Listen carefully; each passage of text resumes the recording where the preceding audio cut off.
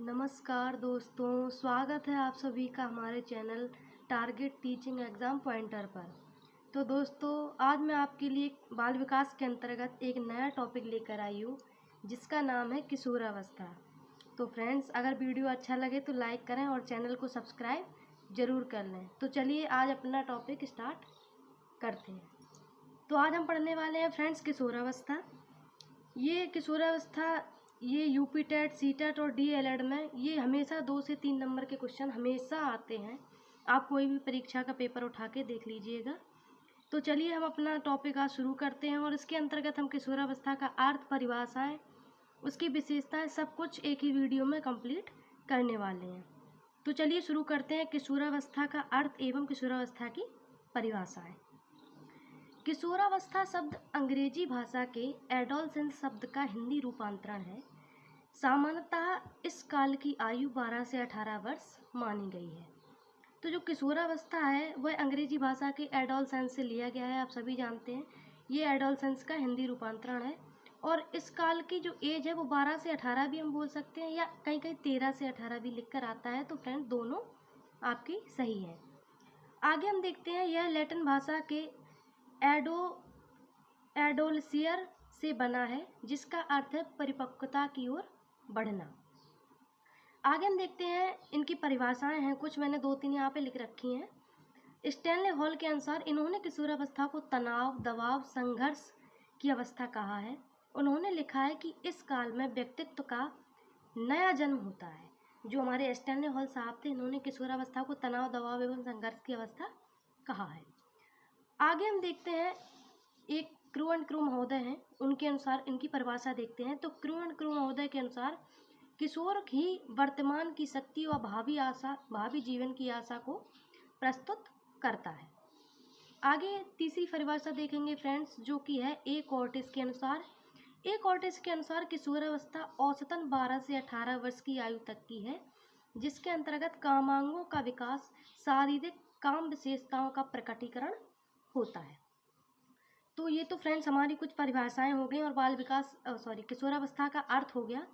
इसके आगे हम देखेंगे किशोरावस्था की कुछ विशेषताएं जो बहुत ही इम्पोर्टेंट मैंने यहाँ पे लिख रखी हैं। तो आइए देखते हैं विशेषताएं। किशोरावस्था को जीवन का परिवर्तन काल, बसंत काल एवं अप्रसन्नता काल भी कहा जाता है। तो जैसे कि आपको अगर कहीं क्वेश्चन में पूछा जाए कि परिवर्तन काल किस अवस्था को कहा जाता है या बसंत काल किस अवस्था को कहा जाता है, तो आप वहाँ किशोरावस्था लिखेंगे।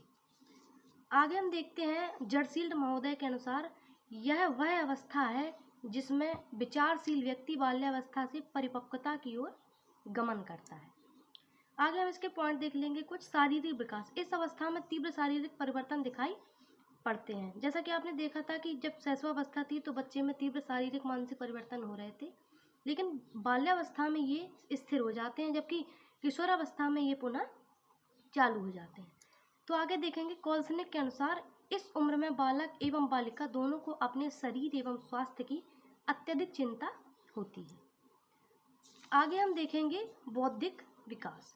किशोरावस्था में बुद्धि का सबसे अधिक विकास होता है। इस अवस्था में मस्तिष्क के लगभग प्रत्येक क्षेत्र का पूर्ण विकास हो जाता है।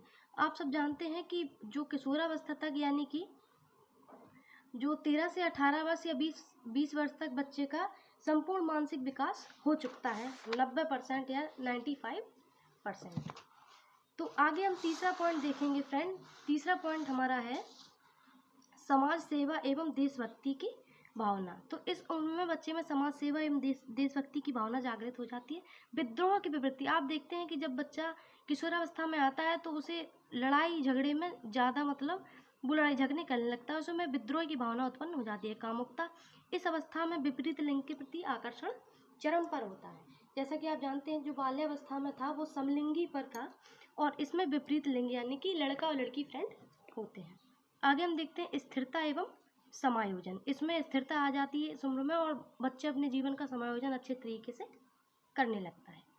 आगे इसमें देखेंगे 7वां पॉइंट है वीर पूजा की प्रवृत्ति। बच्चा जो होता है, वीर पूजा की प्रवृत्ति का मतलब है कि वो अपना एक मॉडल कोई चुन लेता है। यानी आपने देखा होगा कि बच्चों जो किशोरावस्था में बच्चे होते हैं वो या कोई जैसे कोई IAS ऑफिसर है, या कोई पुलिस वाला है या कोई हीरो है, उसके वो अगर उसे आदतें अच्छी लगती हैं तो वो अपने अंदर ढालने की कोशिश करता है।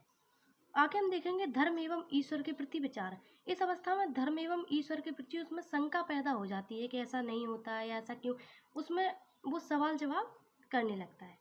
आगे हम देखेंगे व्यवहार में भिन्नता। तो इस अवस्था में व्यवहार में भिन्नता आ जाती है। स्वाभिमान की भावना, इस अवस्था में बच्चा स्वाभिमानी बहुत ज़्यादा हो जाता है। आगे हम देखेंगे किशोरावस्था में शिक्षा का स्वरूप कैसा होना चाहिए। तो किशोरावस्था को परिवर्तन का काल माना जाता है।